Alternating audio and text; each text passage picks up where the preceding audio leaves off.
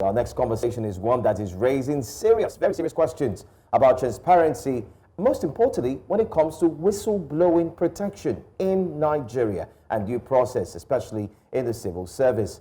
A leaked internal memo, allegedly from the Federal Capital Territory Administration, FCTA, has revealed that a staff member of the Department of Land Administration of the Federal Capital Territory Administration, FCTA, known as Mairiga Hassan Shahru, was reportedly said to be queried, subsequently arrested, and also detained for allegedly leaking some classified documents, just like what you can see on the screen. Now, this document, which surfaced online last week, outlines disciplinary actions against the worker for allegedly leaking sensitive information, with sources said he allegedly leaked a certificate of occupancy showing land allocated to two sons of the FCT Minister Nyesom Wike. But what has caught public attention is the manner of the arrest and the silence from key authorities. Although the FCT Police Commissioner Adeyanju allegedly confirmed the arrest of Shahru and indicated that the FCTA staff will soon be charged to court. So today, we're asking, was this a justified enforcement of civil service rules or dangerous overreach that threatens whistleblower protections in the country? Join us this morning for this discussion is human rights lawyer and activist Deji Adeyanju. A warm welcome to you, Deji, and thanks for joining us this morning on Breakfast Central, Mr. Adeyanju. Straight to it, can you give us, I know you've been following this case closely, can you give us an update of the situation with Mr. Shahru and what you know so far? It's so unfortunate that we live in a country where there are no consequences for bad behavior. Ours is a nation where people who do the wrong thing get the accolade, and people who do the right thing are vilified, intimidated, balkanized, and made to face all forms of repression and oppression by the system. Assuming without conceding that the FCTA official actually leaked the memo, should he not be given a national award for exposing this grand corruption by Nyesom Wike? The evidence that is so glaring to the blind and to the deaf that this man is abusing his office to enrich himself and his family members in the FCT, a situation where he has been alleged with concrete evidence, documentary evidence of C of O's, of allocations to his two sons, or close to almost 4,000 hectares, I think about 3,740 hectares of land shared between his two sons, which is valued according to People's Gazette at almost $6-something billion. And it is further alleged that he used taxpayers' money to develop facilities in the areas where he allocated his sons, so that the land so allocated can be lucrative. This is abuse of office, simpliciter. There's no other name you can give it. So if someone decides to whistleblow, which is even not true in the instant case, the man in question said, I don't even know what they are talking about. That they've checked my phone. There is nothing of such. Because lawyers from our firm, unfortunately, I was away when this thing happened. So my brother, Mairiga was the one that took the lead. But lawyers from our firm were actively involved in this matter. They met with him, Mr. Shahru. The man said, I have never in my life, I don't even know what they are talking about. They have searched my phone. They have checked everything. There's nothing of sort that is linked to me or traceable to me. I'm not even aware. And the man does not even appear to be technological savvy. He's just a civil servant minding his business. But the reason why they picked him is because he's a northerner. He's Hausa. Because what they have done there is that they have obiapolized, and rivalized the key agencies of administration in the FCT. He has put almost all Rivers people and some people from the southeast that he trusts, that he has been working with over the years. So he has made them to be the one doing the thing. So it is strange if something is being leaked and they see a northerner or somebody that they are not used to, that person will be the suspect. So that's what happened, unfortunately, to the victim in this matter, where immediately, because they panicked when the expose was done. The story by People's Gazette was done, and they started looking, oh, who could have possibly leaked it? So they started suspecting almost everybody, and they are still suspecting almost everybody. Since the thing has started, he has not been allocating and signing things that he was signing for himself. In fact, you can go and verify. We have checked. The company is belonging to his children, and on the registration paper, it is his aide, one of his aides, that is the director in the company. You know, and these are the issues. This man should be suspended by the president to allow for an independent investigation so that the Minister of State can administer and take charge of the FCT. In fact, in Senate claim, he will have resigned. All right. But if he's not resigning, because this is Nigeria, there is no consequence for bad behavior, let the president suspend him so that we can have an independent and thorough investigation in the FCT. Just to clarify, the person you're asking a suspension for is the Minister of the FCT, is that correct? Yes, Nyesom Wike should be suspended as Minister for FCT. He should be suspended. All right. So that an independent investigation can be conducted into the abuse of office that has taken place under him as FCT Minister. All right. If we're ever pretending to run a decent society and a decent country, Nyesom Wike should not have stayed a day extra after those exposure by People's Gazette. He has not denied the allegation. He said in his attempt to try to explain it away, he said, oh, where can anybody find 2,000 square meters in Asokoro or Metama?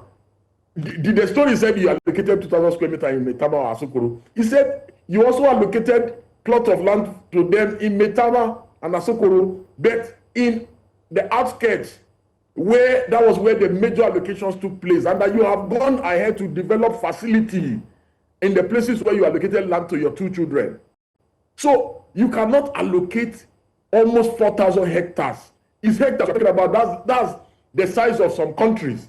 You cannot allocate 4,000 hectares of land to your 2 children. That is the only one that we know. All right, we'll come back to... continue to be Minister of FCT. That's abuse of office. Mr. Adeyanju, and you cannot claim that, your children are Nigerians. We'll come back to the allegations, that this leaked memo has shown, or this leaked information, and then talk about the allegations of whether there was abuse of office or not. But let's go back to Mr. Shahru, who was arrested, and talk about the manner in which he has been treated and, the legality or otherwise of it. The Daily Trust reports that when asked, that the media aide to Minister Wike, Larry Olayinka, that when he was asked why Mr. Shahru was arrested in particular, that he said issuing query to civil servants for allegedly flouting the service rules is a normal procedure. He isn't the first to be queried, and he won't be the last. So I want you to walk us through the point of arrest. What happened? How was he arrested? How was he detained? Did you and your team go to see him at the police station? We hear that he's been bailed. He's been released on bail. Can you confirm that, and what are the next steps? Let's talk about the human angle to the manner in which he was being arrested and detained, and what the next steps are. And after that, we can then go into the meat of the allegations against the Minister of the FCT. Indeed. Yes, indeed. So basically, he was, like I said earlier, he was just arrested because he's a northerner in an office filled with southerners. So he became the prime suspect because they feel that, oh, this person is out of place. He shouldn't even be here, but he's here. So he's the one that leaked the memo.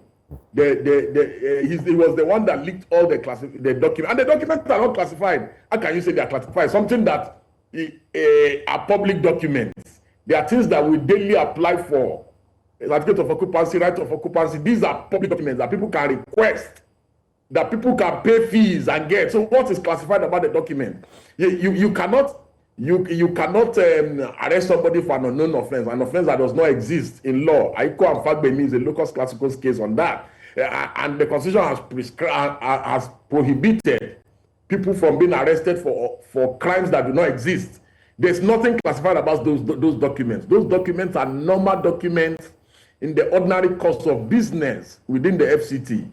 In fact, if, assuming without considering yet again that indeed, Mr. Shahru was the one that leaked the document, he should be commended for exposing corruption. Okay, so... But he was not. He does not even have any idea. Just to point out, I believe that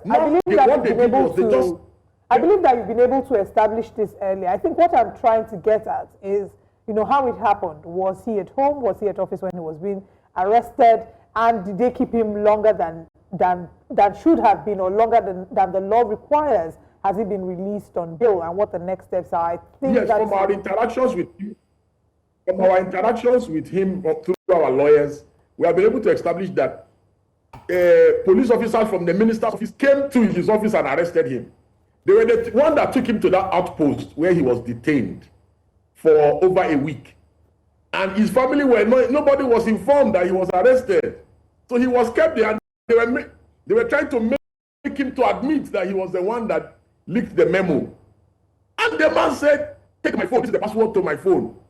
Check to see whether I even know what you are talking about. I have no idea what you are talking about. I'm not even knowledgeable about things like this. I don't even know what happened. So the man explained the ordinary thing that you should have done is charge him to court within 48 hours maximum. That's what the law says. Or if you are not willing to charge him to court because you have no prima facie evidence or any substance to back up the suspicion, release him to members of his family. It was when he went missing for days, the members of his family went to the office to say, where is, we have not seen him. The office people also said, we have also not seen him. Then somebody now said, oh, they came to take him. They said the minister wanted to see him. That security people came from the minister's office. That they now went upstairs to the minister's office and said, oh, yes. Somebody in the minister's office now told them that, oh, they arrested him and took him to one outpost. That was how word got out. And that was how people got to find out that, oh, the man was arrested. I think it was Omele Showore that first was informed.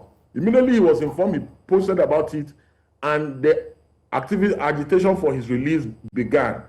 And we have met him, we have discussed with him. The proper right thing to do is, he has responded, of course, to the business query that has no merit in the first place. But we are in the process of advising him to file a fundamental right enforcement procedure against the Honorable Minister, and the director that issued the query, and the people that sanctioned his arrest. Okay, and I think the latter part of my question as well was, can you confirm, I know you said they mounted pressure for his release. Has he been released? Was there bail that needed to have been paid for that to happen? Yes, he has been released. Okay. He has been released, yes. Okay. Yes, he has been released. He has been released some days ago. And did they charge him to court? Yeah, there's been no formal charge. And what can you possibly charge him to court for? I don't understand. Also, the man has no idea. Also, you mentioned that they kept him at the outpost for a week. The man has no idea about the story. Also, you mentioned that they kept him at an outpost for about a week. Yes, he was kept at get him to admit. Did he admit, or did he, in his detailing of his experience to you, did he at any point admit the manner in which they were trying to get him to admit? Was there any use of force? Yes, he said they tried to coerce him to admit that he was the one that leaked the memo the entire period that he was detained. That they kept saying that if he does not admit, he will not be released. All right. I'd like us to look at whistleblower protection, especially here in Nigeria. This is not the first whistleblower incidents that we've seen happen. But let's use this as a case study. And being a lawyer yourself, what does this mean, especially when people go against possibly whistleblowing, as it were, issues like this to the public? Does this mean that they can be kept quiet, especially when it comes from those at the top? And therefore, what legal rights do they have? I'm sure you mentioned that he's ready to file against the FCT. Can you break it down for us so that Nigerians who may be looking forward to also engage in whistleblowing would have to consider what really is in it for them? Yeah, so basically the idea behind whistleblowing is if you see something wrong, say something. But when you begin to punish, but this man, unfortunately, this man is not really, he wasn't really the one that blew the whistle. The people that blew the whistle around Nyesom Wike, There are people that are working with him, they are tired, he's giving things to students that are not benefiting. So they are the ones that are complaining. These things are too personal because if you look at the reports, they usually do it secretly. It is his security people that collect the CFO for him. They are the ones that do everything. So it's one of them that probably, I said, this man is selling the whole of Abuja to himself. We are not getting anything. But now, let me even take it that he whistleblowed in this matter. The idea behind whistleblowing policy is that the whistleblower is protected, the sanctity of his testimony, the things that he has seen, he has heard, he has perceived, that he's now revealing are protected, that the source and the channel through which he communicates these things are protected and safeguarded in order to ensure that other whistleblowers have confidence in the system that, oh, if we whistleblow, our identity will not be revealed, and that we will also receive protection under the law. Because the idea behind the whistleblowing policy is to ensure that we fight corruption holistically and aggressively to curb corruption, that because if we don't kill corruption, corruption will eventually kill our economy, it will kill our national lives, and it will ruin our treasury. So that is the idea behind the whistleblower policy. And it is aimed at ensuring that the whistleblower does not come under any reprisal, persecution, or witch hunt. And that is why even it is always encouraged as universal best practices that even when the whistleblower, in his attempt to expose corruption, when the information he gives turns out to be inaccurate, that the government must still protect him and must not persecute him. But once you begin to persecute whistleblowers, you discourage them from exposing corruption, and because it's like victim blaming. They are victims of the corruption of the system. They are trying to expose how bad the system are. Then you begin to victim blame them, and you begin to witch hunt them, and it does not help the fight against corruption. I just want to ask: Is he taking the FCTA, especially the minister, to court? You had mentioned something like that. You want to highlight? Process of convincing him to do so. Okay. We're in the process of convincing him to do so. The problem with many of our citizens is that, especially civil servants, once they have been intimidated and oppressed, you understand, they tend to cower. They tend to, because the idea of challenging the establishment and the system, especially for somebody who is very laid back, who is just in his quiet corner, just doing his job, is not even aware of the issues, what the issues are. And it's just a civil servant doing his job quietly. Unfortunately, he has now been caught in this whole unpleasant web of the magnanimous corruption of the FCT minister. So that is, and that is why we are having a difficult time to convince him. But we'll keep at it and see how if we can convince him so that he can file a fundamental rights enforcement against the minister and the Now, Mr. Adeyanju, what does this incident say about the civic space in Nigeria and civil liberties? Is it that we have laws for certain sets of people, and that the law can be weaponized to go against those that are not powerful in society? And what legal recourse can we use to address this fundamental injustice? Of course, the civic space continues to shrink and even shrink furthermore in the country. This is what we've been battling with, this is what we've been talking about, this is what we've been agitating about, on the need for us to have, there's a bill before the National Assembly for human rights defenders. We need to have legislative and institutional framework in place that can take care of many of these problems, the problems confronting the civic space in the country. Because while it is considered that the media is the fourth realm, of any republic, the media needs the civic space to even protect itself and even the nation.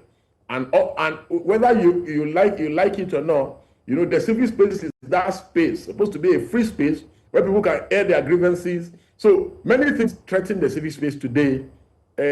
Institutional oppression, where you find a situation like what has happened in the instant case with the FCT minister, where he used the instrumentality of the state at his disposal to intimidate someone who was suspected to have leaked some documents, which are by and large public documents anyway. and again, you find a situation where many of them use this Cybercrime Act to repress, to further shrink the civic space by preventing people from expressing their views, from freedom of thought, conscience, and also freedom of expression. Right.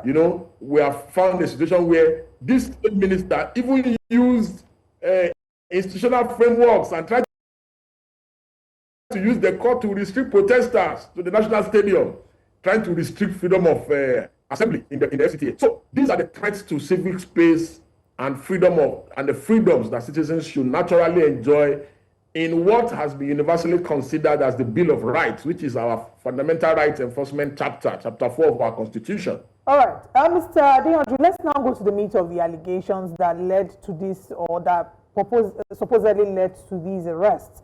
The allegations of the FCT Minister giving land to his sons. Lewe Olayinka, the spokesperson for the FCT Minister, has disregarded these allegations as false. We are looking to have him also come and speak on this. But he's spoken about the memo. He said that the document, and you have spoken so strongly about the FCT Minister's sons and the FCT Minister being linked to these lands. He said that the document presented as evidence showed that the lands were allocated to Joak Farms in Buari Area Council.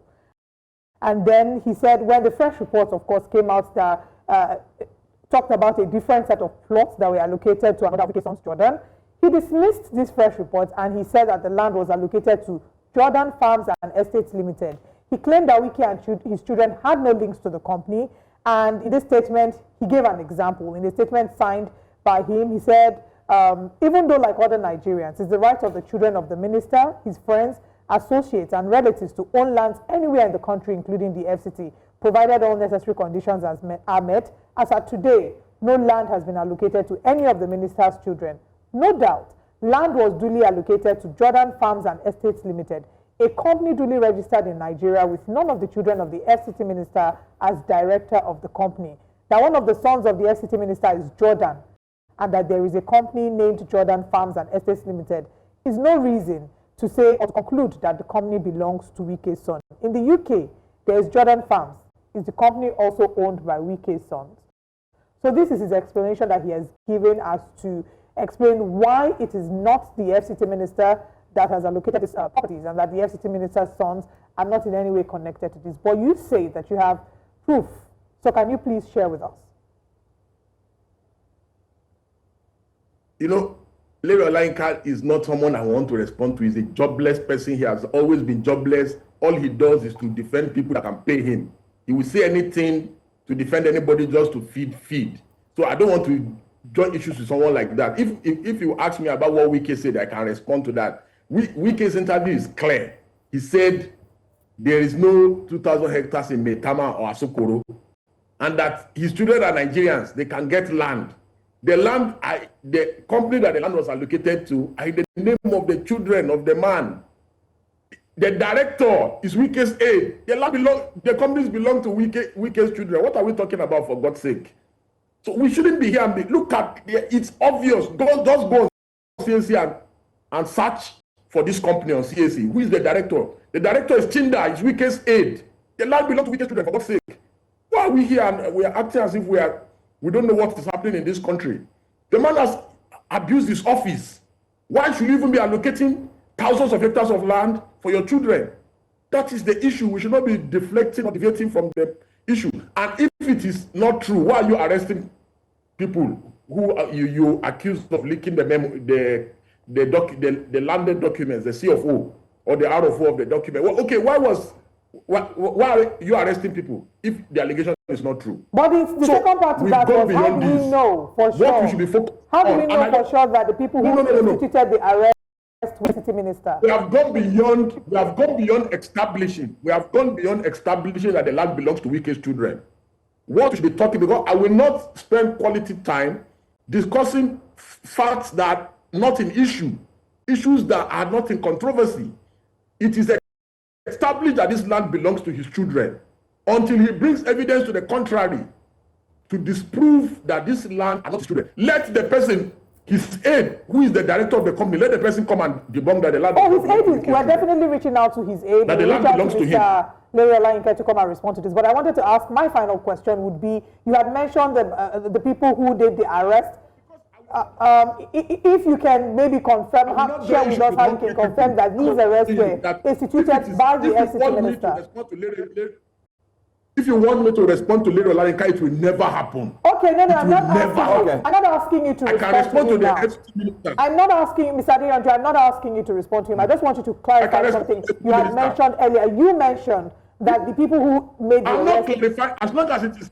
This is not about Larry Olayinka. This is not about Larry Olayinka. If you may please allow me land. What I'm saying is...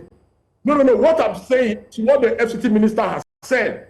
The FCT Minister has not denied the allegation. All right. So why are we here saying, the question I'm asking, the final question I'm asking is... Yes, no. Let it come out. Mr. Adeyanju, the final question I'm asking is in relation to what you said when you were narrating the story at the beginning. You said that they had come to pick him up and that you found out that these people were from the FCT Minister. I'm asking how we confirmed that the people who made the arrest were from the FCT Minister. He told us he that was arrested told us that they came from the FCT Minister's office and we asked him that is he so person? He said yes, he's the one. They just told him that they should go and they took him upstairs. From upstairs they took him to the outpost. So they were from the security aides of the minister. And Mairiga Hassan has told you that even the ADC to the FCT Minister said they arrested him. They have not denied it. So we should not... Issues that are not in controversy are deemed admitted. Okay, so we should not be discussing issues that are not in controversy. We should be on demanding that the Wike should be suspended as minister and that the Minister of State should take over so that an independent investigation can be conducted. Okay. All right. Mr. Adeyanju, thank you so much. We're out of time, but I just wanted to answer this very quickly, please, because we're really out of time. You had cajoled and asked your partner to support the ADC, of which you are very strong in supporting the newly, you could put it together, converged party. Can you share with us why you are in support of the ADC and why you think that they would be the force to beat, especially at the coming 2027 elections, very quickly? Basically, very simple. Every democracy needs a viral opposition. The country will suffer if there's no viral opposition. And I don't know why the government is doing all it can to kill opposition, to sponsor divisions in opposition political party.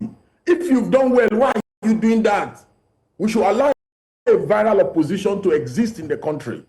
You understand? There is no gainsaying the fact that whether anybody likes it or not today, we have a weak opposition in the country. We've had a weak opposition in the last 2 years. So it benefits even both the incumbent government when we have a viral opposition in the country. And that is the reason why I urge Mairiga Hassan that he should consider the idea. I'm not saying he must. He should consider the idea of being part of the so-called coalition. Okay. All right. Deji Adeyanju, thank you for joining us this morning, and thank you for your time and sharing from your experience and wealth of knowledge regarding this matter. We'll continue to follow up. We'll give the representative of the minister the right of response, and we'll continue this conversation. Thank you for your time. Thank you.